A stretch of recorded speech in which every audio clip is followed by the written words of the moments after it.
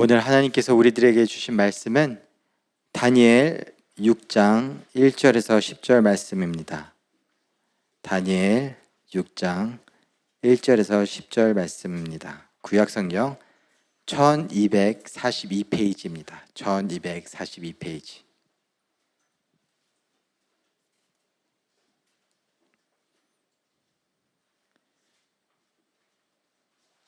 다니엘 6장 1절에서 10절 다 찾으신 줄 알고 한 절씩 교독하도록 하겠습니다. 다리오가 자기의 뜻대로 고관 120명을 세워 전국을 통치하게 하고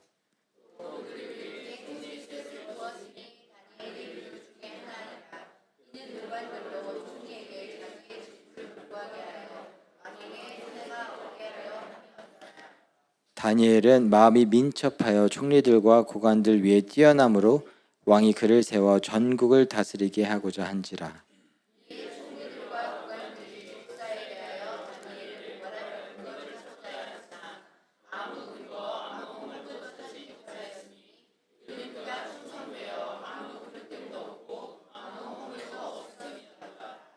그들이 이르되 이 다니엘은 그 하나님의 율법에서 근거를 찾지 못하면 그를 고발할 수 없으리라 하고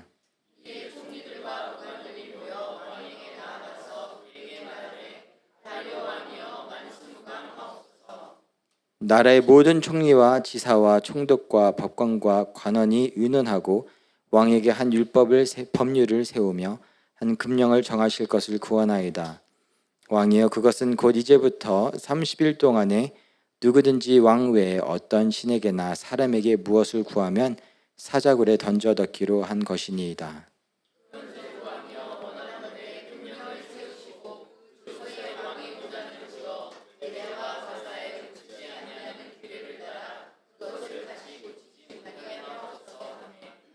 이에 다리오 왕이 조서에 왕의 도장을 찍어 금령을 내니라. 다 같이 다니엘이 이 조서에 왕의 도장이 찍힌 것을 알고도 자기 집에 돌아가서는 윗방에 올라가 예루살렘으로 향한 창문을 열고 전에 하던 대로 하루 3번씩 무릎을 꿇고 기도하며 그의 하나님께 감사하였더라. 아멘.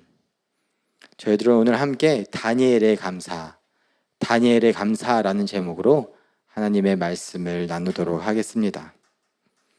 여러분들은 언제 감사하시나요? 여러분들이 최근에 가장 감사했던 적은 언제인가요? 우리들은 되게 예상치 못한 되게 긍정적인 특별한 사건이 생기면 감사하다라는 마음이 들곤 합니다. 제가 캐나다 와서 감사했던 순간들을 떠올리면 8년 전에 맨 처음 캐나다에 오게 됐는데 그때 올 때 9,000불을 가지고 왔습니다. 그래서 학교를 시작해야 되는데 1년에 27,000불이었습니다. 그래서 첫 학기 3학기 제인데 동부에서는 3학기 제인데 첫 학기 학비를 낼 때가 다가왔습니다. 한 1, 2주 남았을 때인데 9,000불을 다 내면 이제 빵달러가 남는 겁니다. 어떻게 해야지? 한 학기만 내고 어떻게 해야지?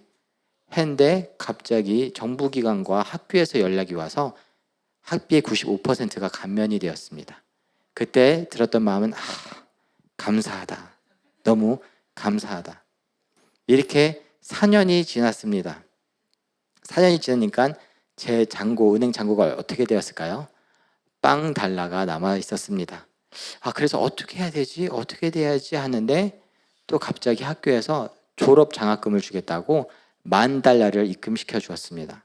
그러다 보니까 정말 감사하다. 완전 캐나다에 와서 4년 동안 공부하고 먹고 자고 공짜로 공부하고 가는구나. 하나님께서 해주셨구나. 예상치 못한 갑작스러운 특별한 일들이 생길 때 우리는 감사하다라는 생각을 갖게 됩니다. 갑자기 승진을 하거나 갑자기 월급이 오르던가 갑자기 자녀들이 장학금을 타오던가 갑자기 자녀들이 배우자감을 데리고 왔는데 너무너무 괜찮으면 참 감사하다라는 생각이 들고는 합니다. 우리들은 되게 좋은 일들이 찾아올 때 감사한 마음이 듭니다. 그렇다면 좋지 않은 일들이 찾아올 때는 우리는 어떻게 반응을 하나요? 때로는 불평하기도 하고 원망하기도 할 수 있습니다. 저희들이 오늘 함께 읽은 본문에서는 다니엘이 등장합니다. 다니엘이 등장하는데 다니엘의 삶 가운데 안 좋은 일들이 계속해서 쌓여가고 있습니다. 그럴 때 다니엘은 어떠한 반응을 보였을까요?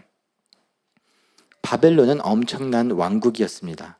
계속해서 그 세력을 확장해 나가고 있었습니다. 유다 왕국도 점령하였습니다. 그래서 왕족들을 포로로 끌려갔습니다. 그들 중에는 다니엘과 세 친구가 있었습니다. 왕이 포로들 중에 괜찮은 잘생기고 똑똑한 청년들을 뽑아서 그들을 양육하고 훈련하고 교육시켜서 왕을 섬기게 하려는 계획을 가졌습니다. 그래서 뽑은 것이 다니엘과 그의 세 친구입니다. 저희들이 캐나다에 오면 영어 이름 하나씩 갖지 않습니까? 그러듯 그 친구들도 현지 이름을 갖게 되었습니다. 왕은 그들을 궁궐에서 교육시키고 왕국에서 음식을 그들에게 대접하였습니다. 하지만 그 음식들은 우상들에게 바쳐졌던 음식들이었습니다. 그래서 다니엘은 다음과 같은 결단을 합니다. 다니엘 1장 8절 말씀 함께 읽겠습니다. 다니엘은 뜻을 정하여 왕의 음식과 그가 마시는 포도주로 자기를 더럽히지 아니하리라 하고 자기를 더럽히지 아니하도록 환관장에게 구하니. 아멘. 다니엘은 무엇을 합니까? 뜻을 정하다. 뭔가 결단을 하는 겁니다.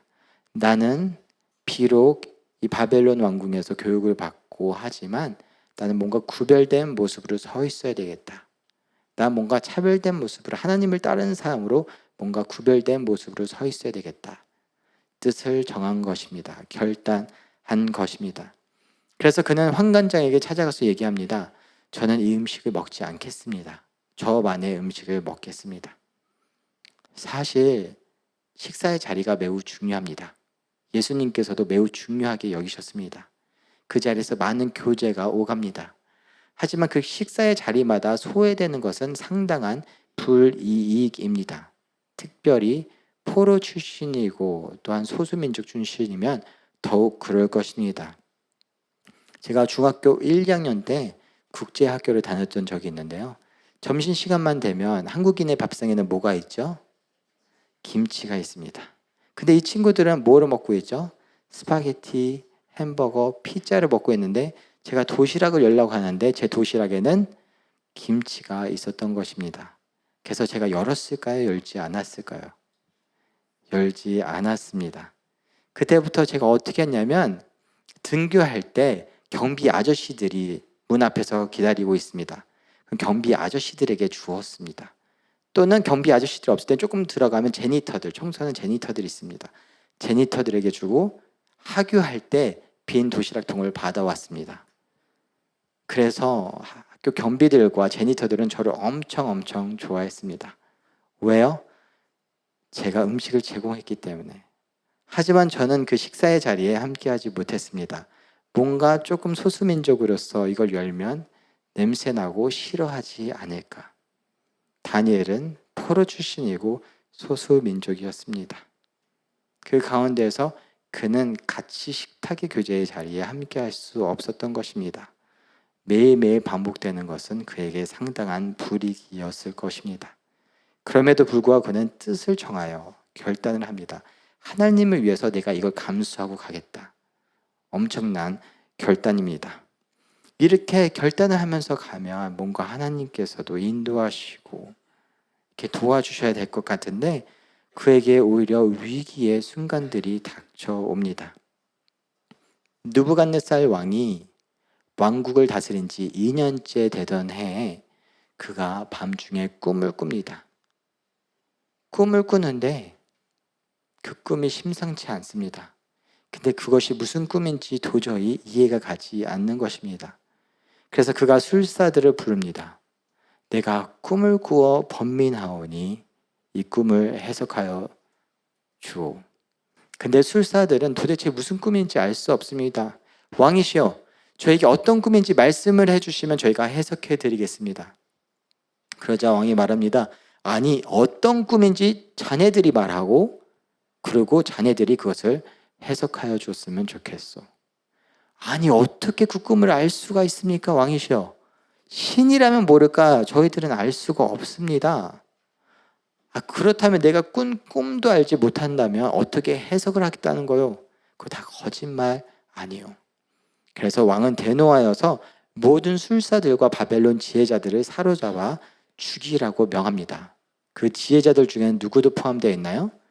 다니엘과 그의 세 친구가 포함되어 있습니다. 그래서 다니엘과 그의 세 친구는 곧 죽음의 위협에 휩싸이게 됩니다. 다니엘은 왕을 찾아가 시간을 달라고 하고 친구들에게 이 사실을 전합니다. 다니엘은 지금까지 어떻게 살아왔나요? 뜻을 정하여 하나님을 위해서 뭔가 구별된 모습으로 희생하고 헌신하고 식탁에, 그때 교육받을 때도 식탁의 자리에조차도 그렇게 불편하였는데 그의 삶 가운데 얼마나 많은 희생을 감수해야 했겠습니까? 하나님을 위해서 그렇게 살아왔는데 어떤 상황이 벌어지나요? 이제 죽게 된 것입니다. 그럴 때 우리 나름대로 하나님을 위해서 온갖 헌신과 희생을 했다고 하는데 나에게 돌아오는 것이 이런 상황일 때 우리는 어떻게 반응을 할까요? 이스라엘 백성들도 이런 비슷한 상황에 처해 있던 적이 있습니다.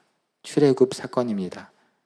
뭔가 하나님을 예배하기 위해서, 자유롭게 예배하기 위해서, 하나님의 백성이 되기 위해서 출애굽합니다.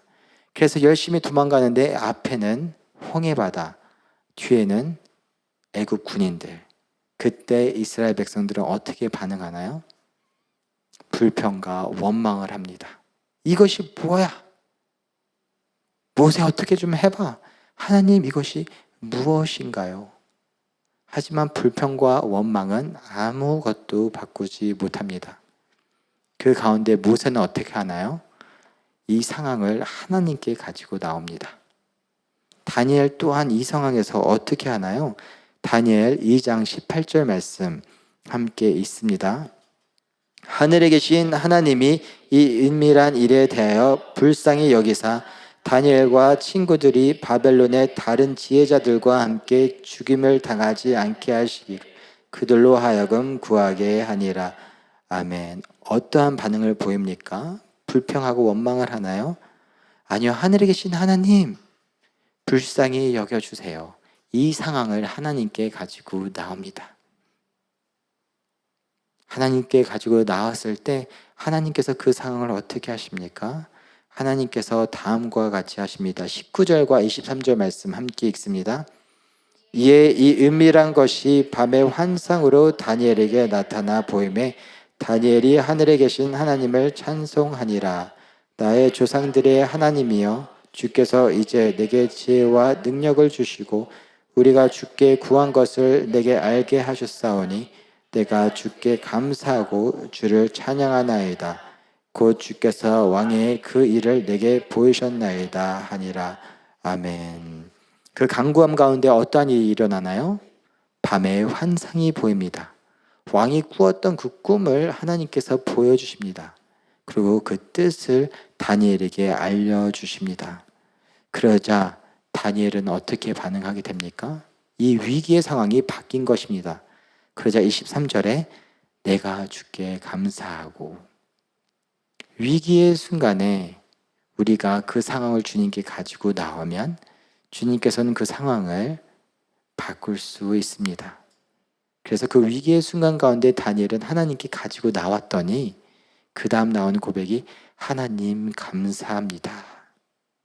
하지만 그 위기의 순간에 저희들이 하나님께 불평하고 원망하고 하나님 이게 뭡니까?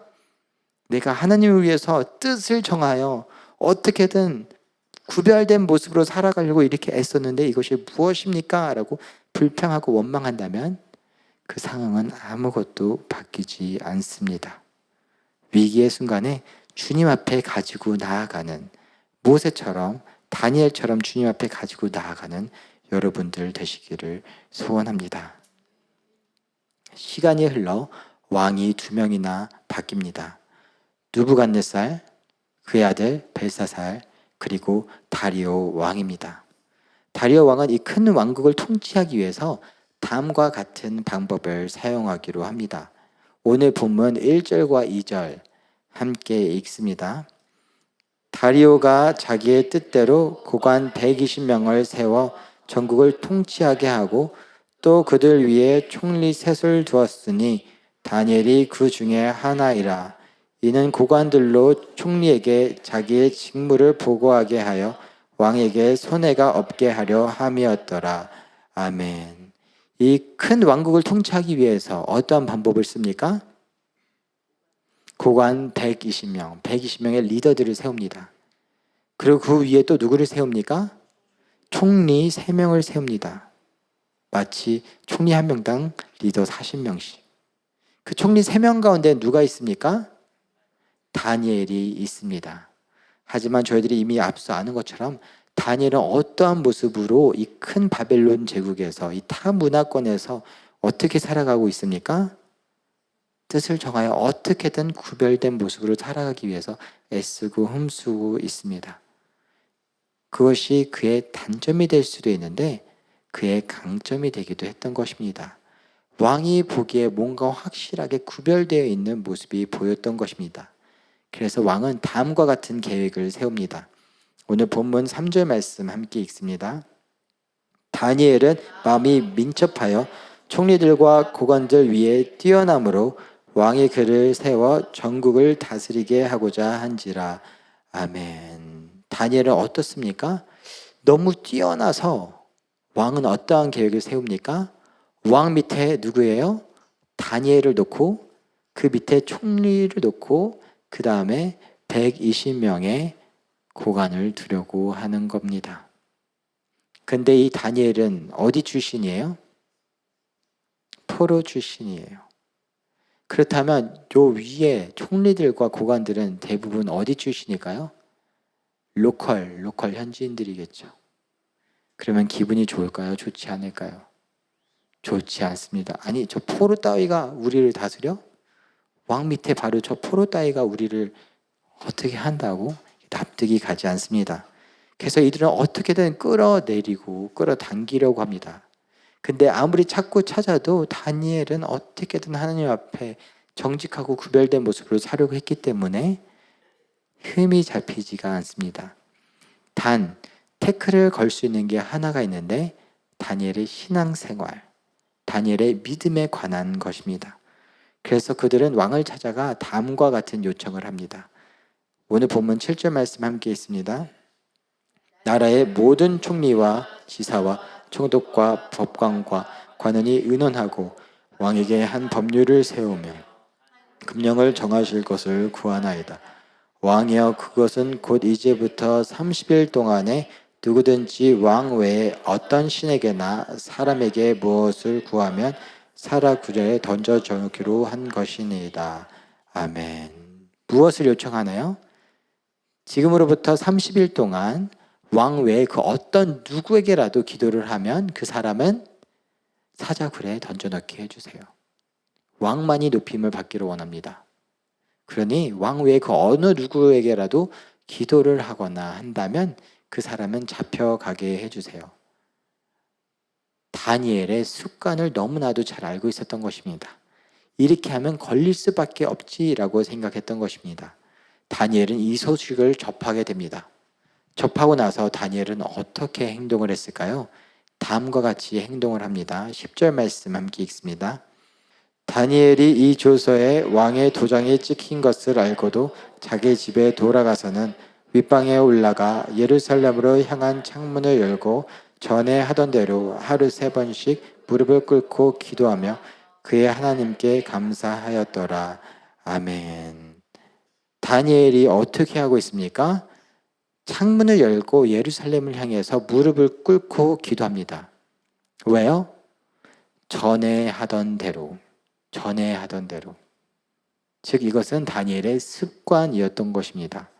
다니엘은 기도하는 습관이 있었습니다. 하지만 더불어 또 어떠한 습관이 있었습니까? 하나님께 감사하였더라. 두 가지 습관이 있었습니다. 하루에 3번 하나님께 기도하는 습관이 있었습니다. 또한 하나님께 감사하는 습관이 있었습니다.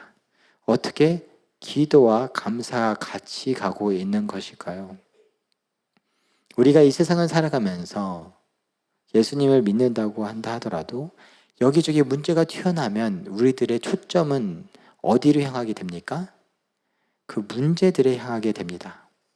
문제들의 시선을 두고 초점을 두면 어떻게 됩니까? 나머지가 흐려지게 됩니다. 사진 촬영할 때 핸드폰으로 그러지 않습니까? 여기에다 초점을 둬야지 하고 점을 누르면 그 주변이 어떻게 되나요? 흐려집니다. 문제들이 여기저기서 튀어나올 때 우리들이 문제에 초점을 둔다면, 시선을 둔다면 그 뒤에 예수님이 흐려집니다. 근데 다니엘은 어떤 습관을 갖고 있었나요? 하루에 3번씩 기도하는 습관을 갖고 있었습니다. 하나님에게 시선을 다시 맞추고 초점을 다시 고정하는 습관을 갖고 있었습니다. 그렇다면 문제가 튀어나와도 예수님께 시선을 고정하면 문제가 어떻게 됩니까? 흐려집니다. 그럼 예수님에게 초점을 맞추고 하나님에게 초점을 맞추면 그것이 어떻게 감사와 연관되나요?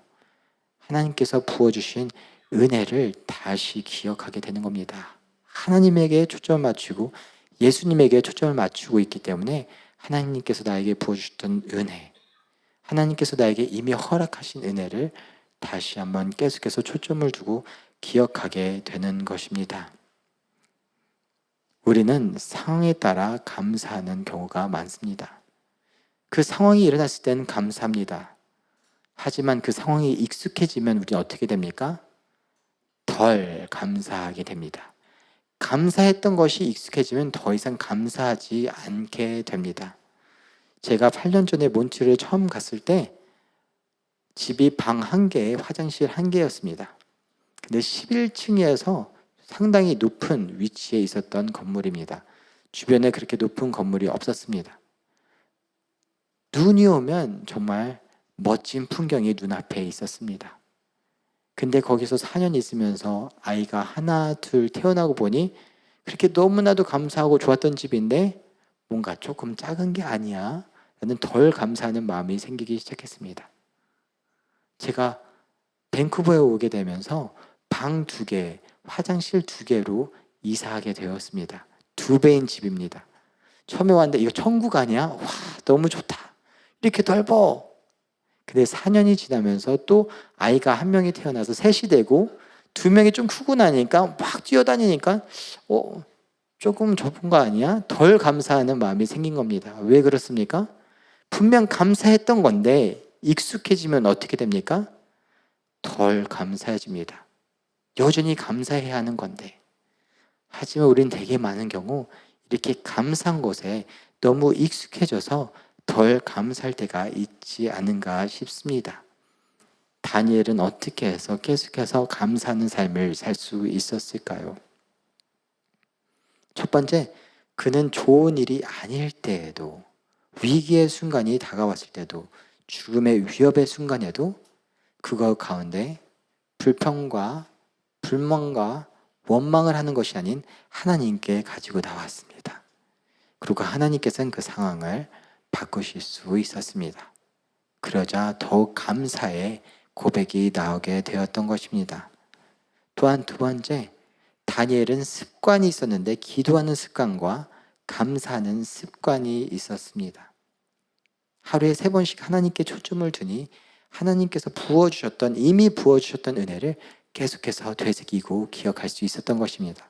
그래서 그는 습관적으로 감사할 수 있었던 것입니다. 여러분들 오프라 윈프리라는 연예인 아시나요?